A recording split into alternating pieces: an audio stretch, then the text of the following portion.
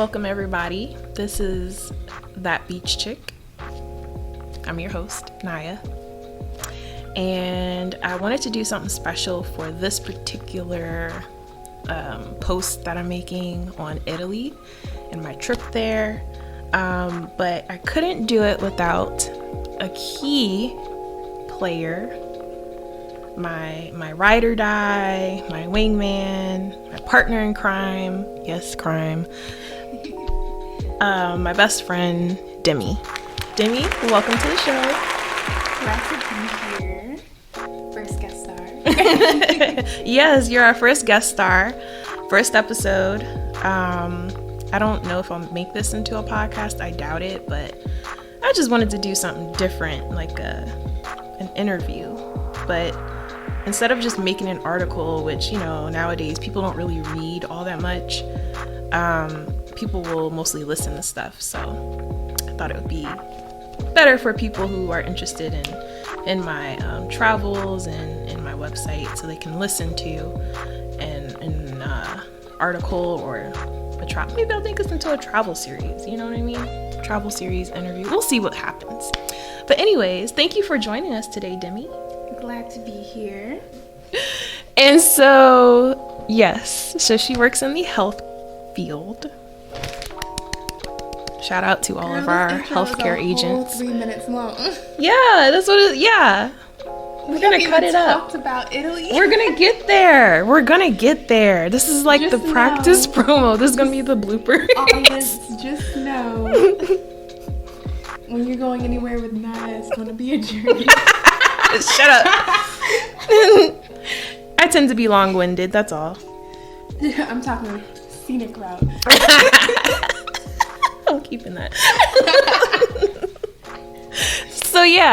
So that's our intro. Welcome to the show.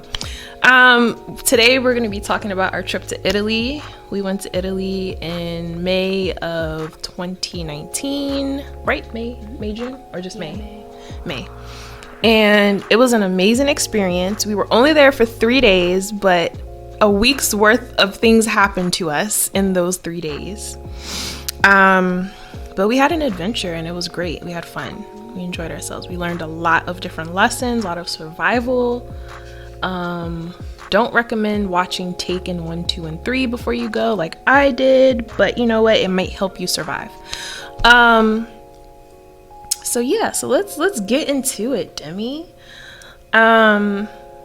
First thing, let's talk about how we picked where we went. I think I just watch a lot of YouTube, and I like to watch a lot of vlogs, travel vlogs, so I kept seeing Capri pop up a lot, and it's very small. So the way we came about going to Italy was just different vlogs. And I remember we already booked our ticket to London, or we were looking into going anyway. And then we saw how cheap it was to go from London to Italy. It was less than $100. So we're oh, we have to go. And we're where are we gonna go? And I remember just seeing a bunch of vlogs on YouTube of Italy and Capri in particular, and it was such a beautiful island, and I was yeah, let's go there. So I think I was the person who kind of picked excursions to do, and you were the logistics, how are we going to get to places, and how are we going to get from point A to point B. I think that's how our flow is when we travel, which is nice. So you need the adventurer to come up with all the cool ideas to do different things and different activities, and that's me. And then you need the person who's going to navigate you to get there, and that's Naya. That's me. Yes. I will say, anytime you travel though, it is very important that you have multiple documents of important stuff, health insurance, passport, photocopies, and you put them in different places, because you just don't know, in the event that if you lose something, because that passport came in handy when we needed a last minute hotel stay, which we will talk about. That was the best, most memorable part. We'll get there, guys. Yes. So yeah. But that's how we came about, like, just picking the location. It was just, like, very spur of the moment. We were actually going to Europe for something completely different in a different part. And we were like, we've always wanted to go to Italy. And we finally had the opportunity. So, yeah, I think we chose, like, further south because of the time of year. It was still kind of early, so the weather was going to be a hit and miss with, like, how warm it was going to be. Yeah. So, like, the further south you go, the better the chances it was better weather. And it wasn't too bad, actually. Like, it was, we had, like, a light jacket on the whole time. Like a trench coat. Like a trench coat. Yeah. But it was definitely, like... sweater weather. It was sweater weather, but it warmed up. I want to say during the day, it probably warmed up to, like, the mid to late 70s. And then... like 60, maybe. No, because I remember wearing a t-shirt at certain points. Until that was like when the sun came. Yeah, when the sun came out, yeah. Because it was like rainy. So, like one of the days it was like a little rainy. Rained every day almost. That's because that's just us. Yeah, we tend to generate storms. That's another story.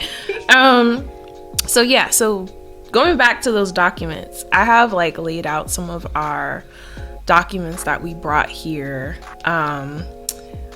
I'll put a picture of it, but I'm not going to put our information on there. I'll probably just put, like, just that part. But we definitely took pictures of, like, our passport. And then I put my health insurance, my license, and then I think that's what we made a copy of. And then what we also did, and this is, like, for our parents back home in our family, so they had, like, just in case something happened, they had each of our information. So, like, we had a folder, and one side was all of Naya's information, on the other side was my information, and we had, like, a whole document with, like, just, like, our name, date of birth, home address, you know, our companies, where we work, medical information. Like, we just had a printout with all that. And then I have my old manager's phone number on here too, just in case she ended up dead and you gotta, like, call in and be like, yeah, she's missing, so just put her, like, a leave of absence until we and then we had, like, our flight information. And it's just in the world that we live in, we have to be extra safe. Like, it may seem like, oh, that's just too much, but you just don't know. Like, in the event that something were to happen to one of us, like, and we needed to call a relative or someone to help us, we have people who know what we were planning on doing and where we were supposed to go, what flights we were going to be taking, so they can keep track of us as well. It's just a dangerous world. It's I don't think it's a such thing as being too safe. Exactly, because I was prepared.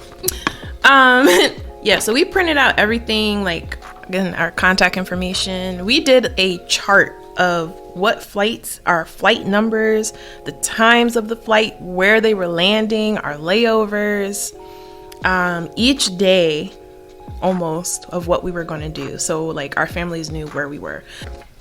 Yeah, so I think as far as, like, picking where we stayed and stuff, the cool thing, I use, like, booking.com, kayak.com for the best types of deals. So, and I was actually just teaching my mom how to do this because she's going somewhere and she was looking, like, directly on the airline's website. But when you utilize, like, those travel websites for flights and hotels, what they do is they're trying to find you the cheapest way to fulfill your trip. So, like, kayak.com, they are trying to find the cheapest flight to get you from point A to point B. So they might mix up a bunch of different tickets from different airlines to get you there so that you're not spending $2,000. Because I think we only spent, it was like about $500 round trip to get to London. Yeah. And then it was only 87 euro or something, $87 to get from London to Italy. And we were like, round trip. And so we were like, yes, we're going. And I think the hotel in Italy was the most expensive part of that whole trip, because then we stayed with like $700. Yeah. And it was a luxury hotel, and I think the celebrities had stayed there before, so in the time of year. But it's still, $700 actually for that hotel. It was pretty good. It's pretty good. It's cheap. It was very cheap compared to, because you're staying on the island. Mm-hmm. We had an ocean view. We really did. Oh my goodness, the hotel itself was gorgeous. Like, yes. The bathroom. Do you remember what the bathroom was? I took a video of it. It was made out of like this beautiful like hand painted tile throughout the whole thing. Like the floor, the walls. It was just beautiful. It was huge. Yeah.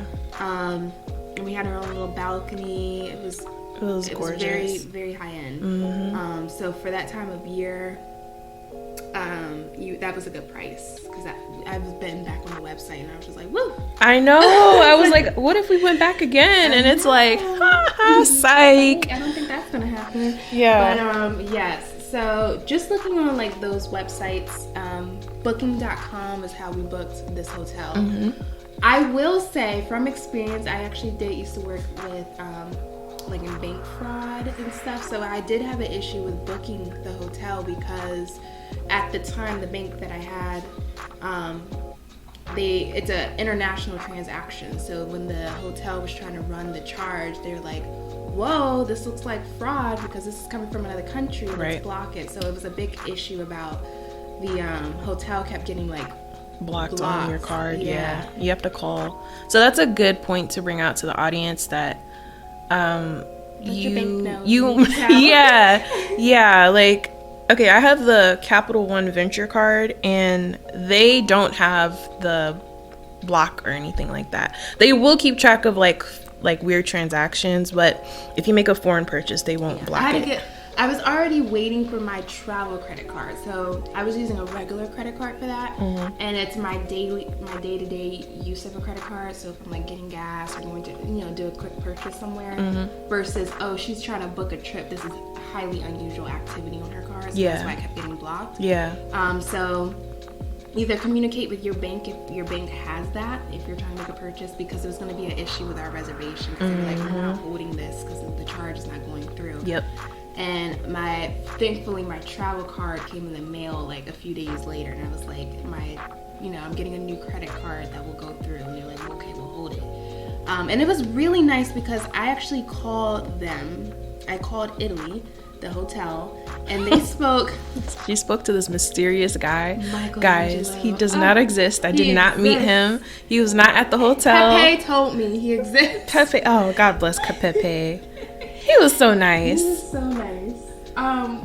But yes, so it's nice because, especially when you're going to a tourist area, a lot of the locals that actually work in those areas will speak English. So when you're calling and you have questions, they will be able to communicate clearly with you, which is really nice. But when I asked in Italian if they spoke English, and he answered me back in Italian, so I guess my Italian accent was on point. But yeah, so that's something really nice, and it comes in handy because a lot of, if you're lost, especially if you're lost in an area that's more, or I would say less tourist-like, the less likely you're going to run into someone who understands English. So it is good to know a little bit of a few words if you're lost, just like common things like, hospital or hotel, or like, just common areas of where you're going. Right. And they can probably help communicate with you. But when you're in a high tourist area, you'll be fine. Yeah, I agree. So let's go into, so we booked the trip, we got our tickets. Let's talk about like how we got there. So, all right, so we flew out from the States and we made it to, no, we flew out from London. We flew from for a few days prior to getting to Italy. And then we flew out to Milan. Was like our layover. And I think that was like a 2-hour flight just to get to Milan. Yeah, wasn't bad. From London, from Heathrow.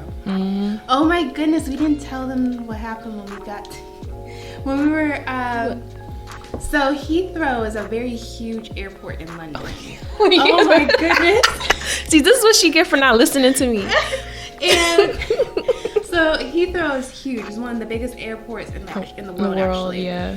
And they actually do have It's like a train that takes you from one end to the other. Yeah, but they actually have like hotels and stuff that are connected to the airport. So this is the night before we're flying out to London, and so we were staying at a hotel at this point, so because we had an early flight, and I just remember we walk into I think it was like Best Western or something like that. So it's attached to the airport. And we're thinking it was Holiday Inn. Yeah, it was like Holiday Inn. And here's the funny part. It was like so beautiful because it's like this luxury hotel looking entrance. And I was like, Naya, you really did a great job picking. And she's looking around. She's like, I don't think this is the one. I was like, that's the Holiday Inn. This don't feel right. Shut up, girl. And so we're talking to the receptionist, and they're like, no, we don't have a reservation for you. And we're like, insert panic attack. Yes. And we were like, but we have, and we like showed them the reservation. They're like, no, this one is like the next one down. You need to get on this bus and get off at this stop. Yeah. And so we get on the bus.